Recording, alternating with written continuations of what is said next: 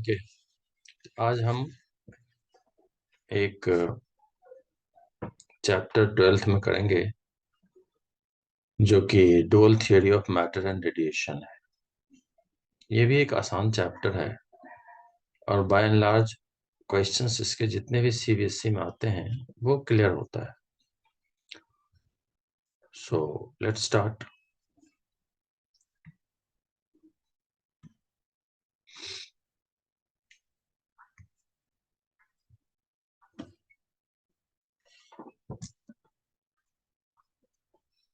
तो इस चैप्टर का नाम जैसा हमने बताया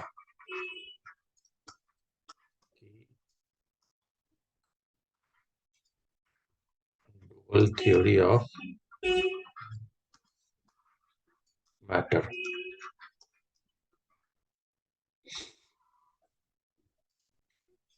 इसमें अगर हम इनके सिनॉप्सिस को देखें कि मेन चीजें हमें क्या करनी है, तो सबसे पहला हमें थोड़ा आइडिया चाहिए जिसको बोलते हैं हर्ट्ज एक्सपेरिमेंट। और हर्ट्ज एक्सपेरिमेंट के साथ साथ इसमें लेनार्ड और हॉलवास का क्या कंट्रीब्यूशन था, राइट।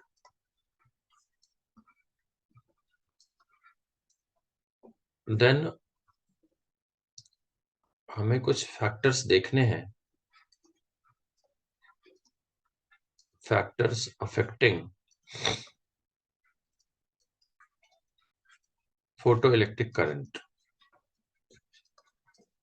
और इस factors affecting photo electric current में जैसे effect of intensity, effect of frequency, effect of incident radiation, इन सारी चीजों को ग्राफिकली पूछ देखते हैं और जो कि हमेशा एग्जाम्स में आता ही आता है। And then next is photon picture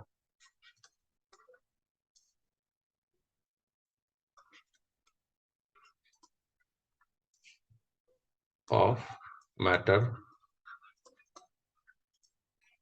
and then finally Einstein's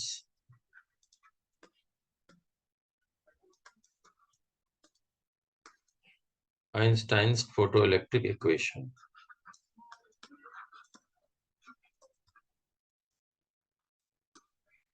तो बेसिकली हमें इन चीजों को कवर करना है इस चैप्टर में, और इनको अगर हम ठीक से कर लें तो हमें डायरेक्ट ही क्वेश्चंस सारे आते हैं इस पेपर से, इस चैप्टर से। क्या है, अगर हम शुरुआत करें सबसे पहले जो कि हमारा हर्ट्ज एक्सपेरिमेंट है, तो let us look into this hertz experiment.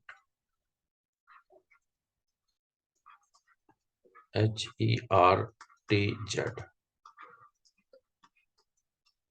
Hertz experiment.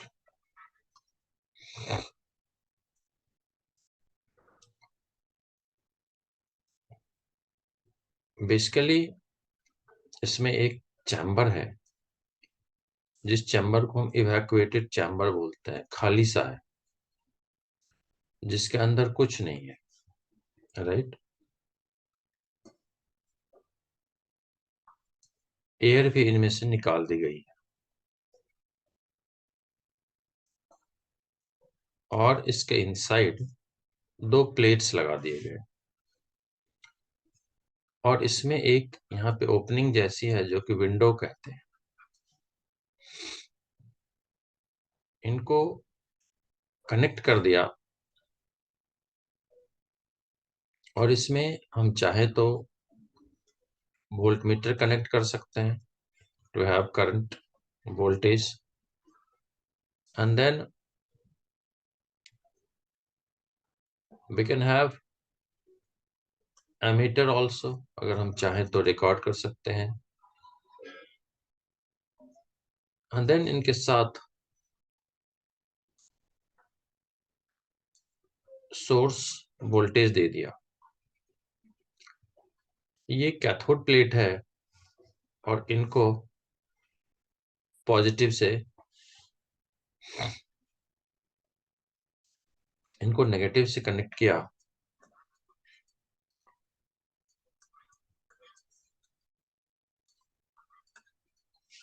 और की को अगर हम क्लोज कर देंगे तो क्या होएगा कि कैथोड प्लेट के जो इलेक्ट्रॉन्स हैं वो सारे के सारे दे आर गेटिंग रिपल्सन, और इनमें जो रिपल्सन होगी तो सारे इलेक्ट्रॉन्स इधर मूव करने लगेंगे, और इनके मूवमेंट से को फैसिलिटेट करने के लिए कि इलेक्ट्रॉन्स सारे इधर आए, इनको हाई पॉजिटिव पोटेंशियल से कनेक्ट कर दिया एनोड को। तो इस तरीके से इलेक्ट्रॉन फ्लो हम एस्टैब्लिश करने की कोशिश करते हैं। नॉट ओनली दिस, इस ओपनिंग से, विंडो से इंसिडेंट रेडिएशन देते हैं जो कि h इंटू फ्रीक्वेंसी है। हाँ, ये इंसिडेंट रेडिएशन जैसे हमारी जो ये प्लेट है इसके नेचर पे डिपेंड करती है। अगर ये हैवी मेटल की होगी तो इनको अल्ट्रावायलेट रेडिएशन देनी पड़ती है, और अगर लाइट मेटल है तो white light would be enough. तो इस तरीके से फोटो इलेक्ट्रिक करंट की ये apparatus बना के ऑब्जर्व करने की कोशिश की गई। और फिर अगर हम इनको ग्राफ प्लॉट करके देखें तो y एक्सिस के अलोंग फोटो इलेक्ट्रॉन्स की बात करते हैं, फोटो इलेक्ट्रॉन्स, और इधर पोटेंशियल या V नॉट की बात करते हैं। तो initially it is found to be directly proportional, मतलब यहां से जब हम वोल्टेज बढ़ाते हैं तो ये डायरेक्टली बढ़ती रहती है up to a certain limit. Then after some time it was found कि ये जो सोर्स वोल्टेज है इसकी एक ऑप्टिमम वैल्यू चाहिए कैथोड प्लेट को, और वो जो ऑप्टिमम वैल्यू है उसको हम बोलते हैं स्टॉपिंग पोटेंशियल। और मतलब एक मिनिमम पोटेंशियल इनको चाहिए to start photo electric effect. उससे ज्यादा ना भी दे तो चलेगा, जिसको V नॉट से सिंबलाइज करते हैं। तो this stopping potential does some work. तो इसको EV naught is equal to, ये काइनेटिक एनर्जी प्रोवाइड करती है, तो हाफ mv² जो कि वेलोसिटी मैक्सिमम होती है, राइट। तो इस तरीके से फोटो इलेक्ट्रॉन की बात होती रही। इसमें जैसा हमने कहा कि लेनार्ड और हॉलवास आ गए।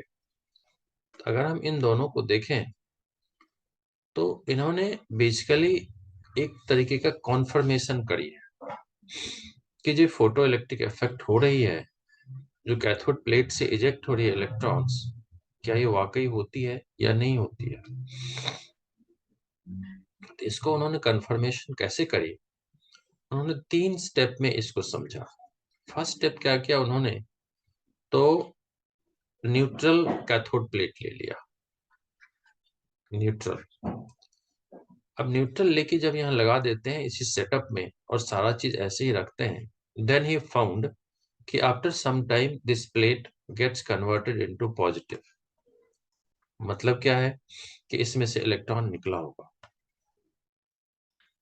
सेकेंड सिचुएशन उन्होंने करी कि ये प्लेट पहले से पॉजिटिव प्लेट ले लिया और इस सेटअप में अरेंज कर दिया कैथोड प्लेट को, क्योंकि ये पहले से पॉजिटिव था, और इसमें से जब इलेक्ट्रॉन निकला होगा तो after some times they found it is becoming more positive, मतलब इलेक्ट्रॉन्स निकला होगा। और थर्ड सिचुएशन इन लोगों ने करी कि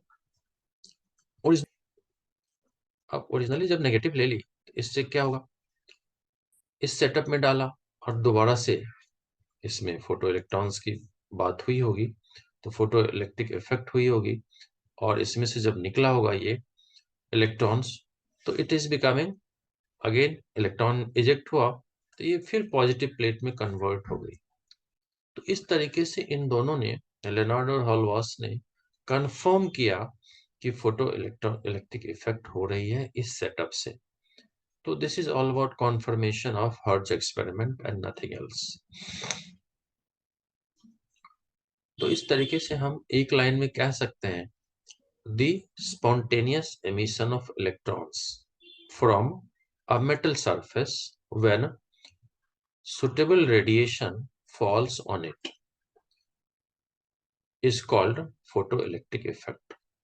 I repeat, the emission of or spontaneous emission of electrons from a metal surface when suitable radiation strikes the surface is called photoelectric effect. अब having said that कि कुछ फैक्टर की बात करते हैं और फैक्टर में वन बाय वन लेते हैं। तो लेट अस टेक फर्स्ट, जो अपना सेकेंड टॉपिक है कि effect on photoelectrons, that is intensity of radiation। मतलब ये जो इंसिडेंट रेडिएशन इस पे पड़ रही है उसका कितना इम्पैक्ट और क्या इम्पैक्ट होती है। तो ऐसे तो अप टू ए लिमिट हमने देखा कि बात वही रहती है, effect of incident radiation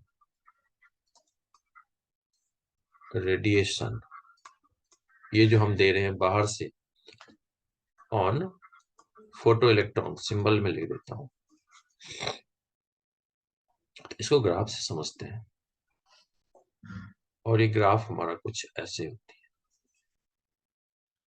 very significant graph, always we get this. इधर E माइनस लिख के S लिख देते हैं, तो ये हमारी फोटो इलेक्ट्रॉन्स हो गई। और इधर हमेशा ये जो स्टॉपिंग पोटेंशियल है V नॉट लेते हैं।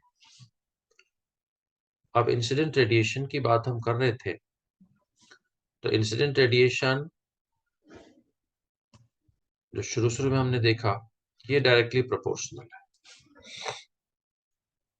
इसमें और ज्यादा फर्क नहीं पड़ना अप टू सर्टेन वैल्यू। अगर हम सेकेंड केस देखें जिसको हम बोलते हैं इंटेंसिटी ऑफ रेडिएशन, इंटेंसिटी दोबारा से लिखते हैं,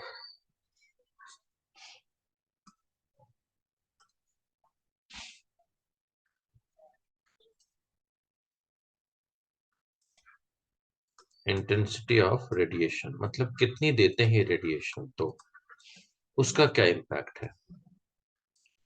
और इसको अगर हम देखने की कोशिश करते हैं तो फिर कुछ हमें एक अलग सा इंसाइट मिलता है इसके बारे में। हमेशा की तरह E माइनस एस मतलब फोटो इलेक्ट्रॉन्स Y के अलॉन्ग। और अब एक ग्राफ देखें, ये मिला।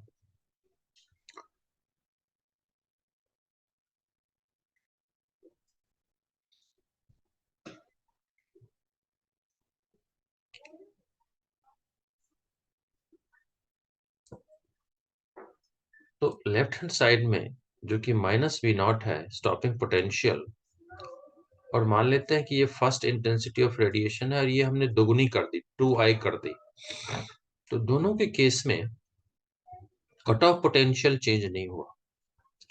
तो हम कह सकते हैं कि इंटेंसिटी ऑफ रेडिएशन से जब हमने बढ़ाई तो फोटो इलेक्ट्रॉन्स थोड़ी तो बढ़ गई, दुगनी कर दी तो, लेकिन कट ऑफ पोटेंशियल सेम है। इस ग्राफ के लिए कंक्लूजन हमें देना है कि with the increase in intensity of radiation photoelectrons increases but cutoff potential remains same, वो चेंज नहीं हुई। then let us come to the next is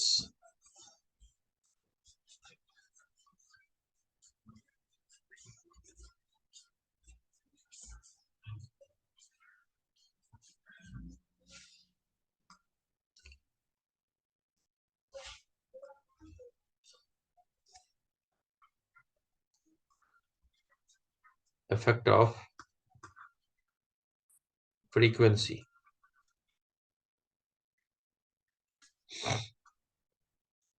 हमेशा सारा इफेक्ट किस पे देख रहे हैं? तो फोटो इलेक्ट्रॉन्स पे।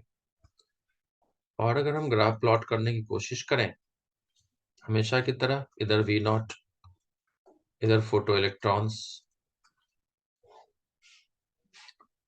और इसमें कुछ यूनिक सी ग्राफ आनी है हमारे पास, और वो ग्राफ कुछ ऐसे है।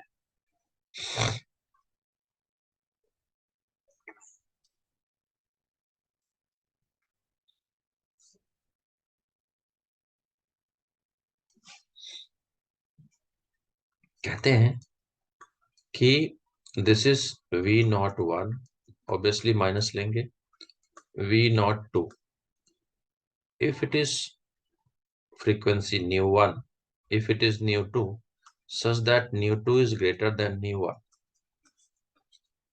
तो फ्रीक्वेंसी मतलब हमने बढ़ा दी तो फोटो इलेक्ट्रॉन्स में कोई चेंज नहीं हुई, वाई एक्सिस की ग्राफ सेम रही, लेकिन कट ऑफ पोटेंशियल चेंज हो गई।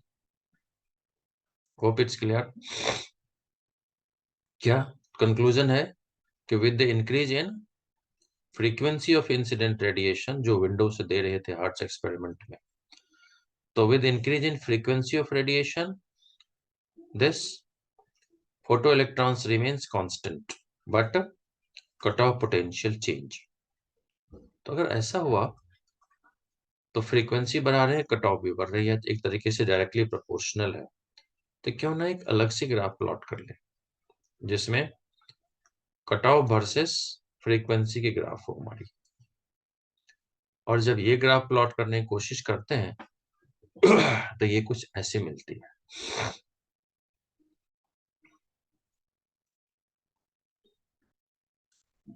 हमेशा की तरह y के अलोंग इलेक्ट्रॉन्स, इसके अलोंग हमने फ्रीक्वेंसी ऑफ इंसिडेंट रेडिएशन लेनी है, तो f ले लेते हैं। तो हम देखते हैं ये कुछ डायरेक्टली प्रोपोर्शनल जैसा हमें दिख रहा है। और इनको अगर हम यूं प्रोड्यूस कर देते हैं तो ये जो पॉइंट है इसको बोलते हैं f naught. This is called threshold frequency.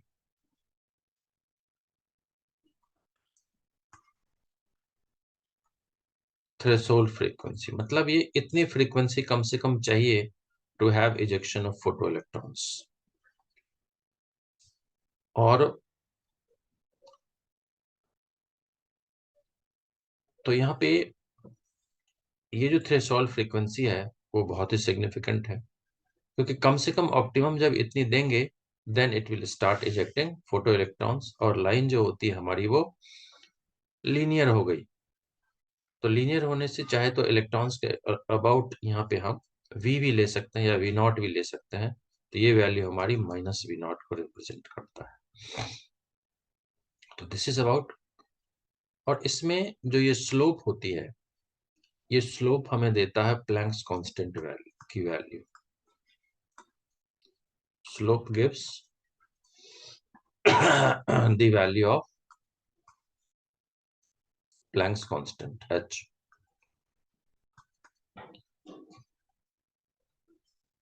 तो this was the sum of the graphs and related graph which is very significant. इसमें एक और ग्राफ हम प्लॉट कर सकते हैं, और वो ग्राफ हमारी कुछ ये है जिसको हम बोलते हैं नेचर ऑफ कैथोड। और इस नेचर ऑफ कैथोड में हम कुछ यूं लाइन ड्रॉ करते हैं, और इसमें लेट्स से कि हमारी फर्स्ट लाइन ये है, और इनको हम प्रोड्यूस कर देते हैं इससे।